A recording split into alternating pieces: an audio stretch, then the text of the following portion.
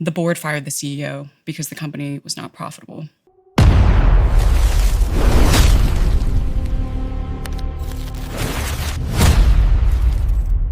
Karen, how? You've written this book in front of me here called Empire of AI, Dreams and Nightmares in Sam Altman's OpenAI. I guess my first question is, what is the research and the journey you went on in order to write this book we're going to talk about and the subjects within it today? I took a strange route into journalism. I studied mechanical engineering at MIT.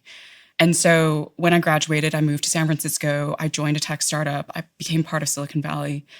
And I basically received an education in what Silicon Valley is about, because a few months into joining a very mission-driven startup that was focused on building technologies that would help facilitate the fight against climate change, the board fired the CEO because the company was not profitable. And this was, in hindsight, a very pivotal moment for me, because I thought, if this hub is ultimately geared towards building profitable technologies, and many of the problems in the world that I think need solved are not profitable problems like climate change, then what are we actually doing here? How did we get to a point where innovation is not actually necessarily working in the public benefit, and sometimes even undermining the public benefit in pursuit of profit? In that moment, I had a bit of a crisis where I thought, well, I just spent 4 years trying to set myself up for this career that I now don't think I am cut out for. And I thought, well, I might as well just try something totally different. I've always liked writing. And that's how, after 2 years, I landed at a role at MIT Technology Review covering AI full time. And that gave me a space to then explore all of these questions of who gets to decide what technologies we build, how does money and ideology also drive the production of those technologies, and how do we ultimately make sure that we actually reimagine the innovation ecosystem to work for a broad base of people all around the world. And so that is kind of how I then set off on this journey of ultimately writing a book. I didn't realize that I was working towards writing a book, but starting in 2018 when I took that job was essentially the moment in which I began researching the story that I document in it. Most people hear this as just another startup story, but it's actually much bigger than that. Imagine spending years building technology to solve one of the world's biggest problems, only to discover that the mission isn't enough. Karen Howe isn't saying innovation doesn't matter. She's pointing out something more uncomfortable. In Silicon Valley, great ideas often survive only if they become profitable. That's the tension at the heart of modern technology. We like to believe companies are racing to change the world, but behind every breakthrough is another question investors eventually ask: can this make money? And when the answer is no, even a meaningful mission can suddenly become secondary. That's the experience that completely changed Karen Howe's career. And it's also the question that sets up everything else in this interview. What do you think of Sam Altman? I think he's a very controversial figure. You did an interesting pause. It's a pause where someone tries to select their words. That single sentence might be the most important takeaway from this entire interview.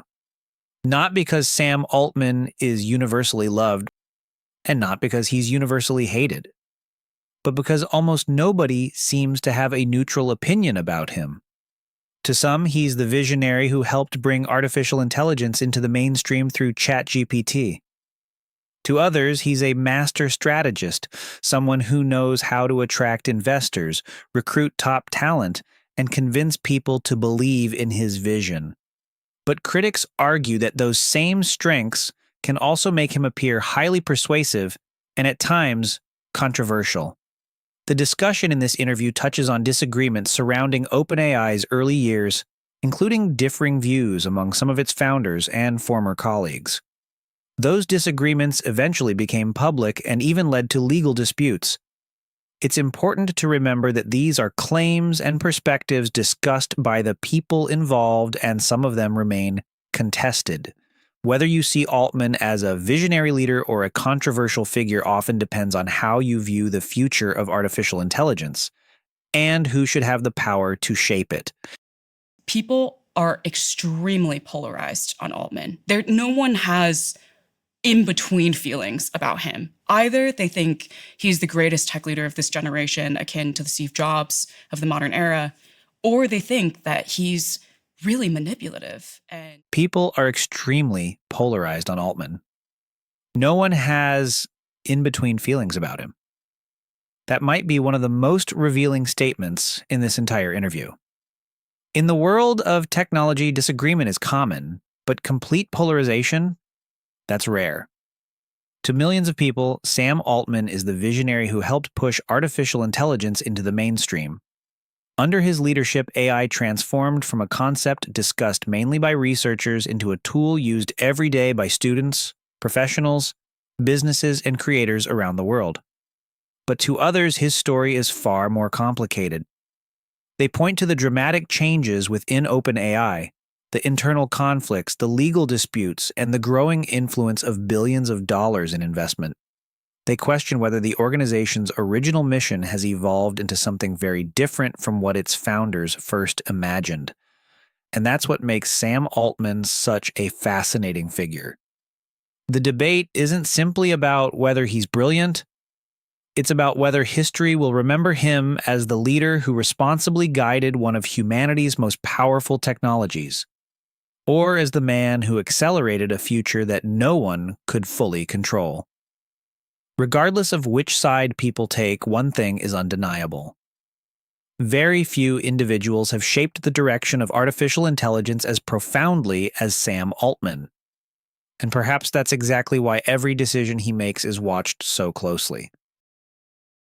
this man is really persuasive. He's incredible at telling stories. He's incredible at mobilizing capital, at recruiting talent, at getting all the inputs that you need to then make that future happen. He's incredible at telling stories, mobilizing capital, recruiting talent. Whether you admire Sam Altman or question his decisions, it's difficult to ignore one fact. The AI revolution didn't happen by accident. It required people who could do more than build technology. It required leaders who could convince the world's brightest engineers to join a mission, persuade investors to commit billions of dollars, and inspire entire industries to believe that artificial intelligence would reshape the future. And that's a rare ability. But it's also what makes leadership in AI so complicated. Because when one person has the power to influence technology that could impact billions of lives, every decision carries enormous consequences. This isn't just a story about Sam Altman. It's a story about the future of artificial intelligence and who gets to shape it. As AI continues to evolve faster than ever before, the real question isn't whether the technology will change the world. The real question is, who should decide how it changes the world? And that may be the most important conversation of our generation.